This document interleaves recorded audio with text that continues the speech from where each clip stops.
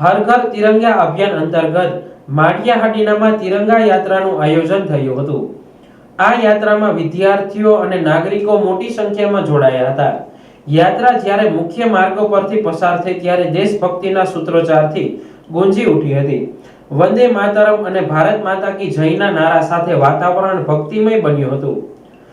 યાત્રા રેલવે સ્ટેશનથી શરૂ થઈ મહારાણા પ્રતાપસિંહજી ચોકમાં પૂર્ણ થઈ હતી।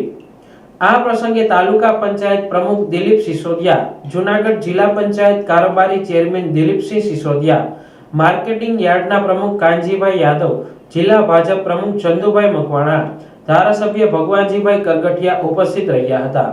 ખાતે માળિયા તાલુકા અને નગરના લોકો દ્વારા સ્વતંત્રતા પર્વની અનોખી ઉજવણી થાય અને હર ઘર સફાઈ અભિયાન, સ્વચ્છતા અભિયાન થાય એના ભાગરૂપે અનોખી ઉજવણી થાય એના અનુસંધાને આજરોજ માળિયા તાલુકા વહીવટીતંત્ર અને ભારતીય જનતા પાર્ટીના આગેવાનો કાર્યકર્તાઓ દ્વારા અહીંયા મોટી સંખ્યામાં એક તિરંગા યાત્રાનું આયોજન કરવામાં આવ્યું હતું। આ તિરંગા યાત્રામાં આ વિસ્તારના ધારાસભ્યો, તાલુકા પંચાયતના પ્રમુખ અને સૌ આગેવાનો મોટી સંખ્યામાં હાજર રહ્યા હતા। ભારત માતાજીની જય જય બોલીએ।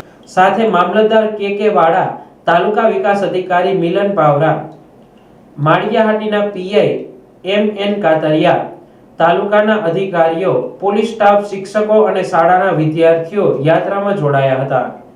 સ્વાતંત્ર્ય પર્વ નિમિત્તે આજરોજ માળિયાહાટીના તાલુકા ખાતે તિરંગા યાત્રાનું આયોજન કરવામાં આવેલું છે। વહીવટીતંત્ર અને રાજકીય પક્ષોના સંયુક્ત ઉપક્રમે બધામાં દેશ પ્રત્યેની જાગૃતિ થાય તે માટેનો એક આ પ્રયત્ન કરવામાં આવ્યો છે અને ઘણી બહોળી સંખ્યામાં લોકોએ આ રેલીમાં ભાગ લીધો છે। ઘણા વિદ્યાર્થીઓ પણ સામેલ છે। હર ઘર તિરંગા એ કાર્યક્રમ અંતર્ગત દરેક ઘર ઉપર તિરંગો ફરકે એ માટેનું વહીવટીતંત્ર દ્વારા આયોજન કરવામાં આવેલું છે। એક દેશભક્તિનો સુંદર માહોલ ઊભો થયેલો છે।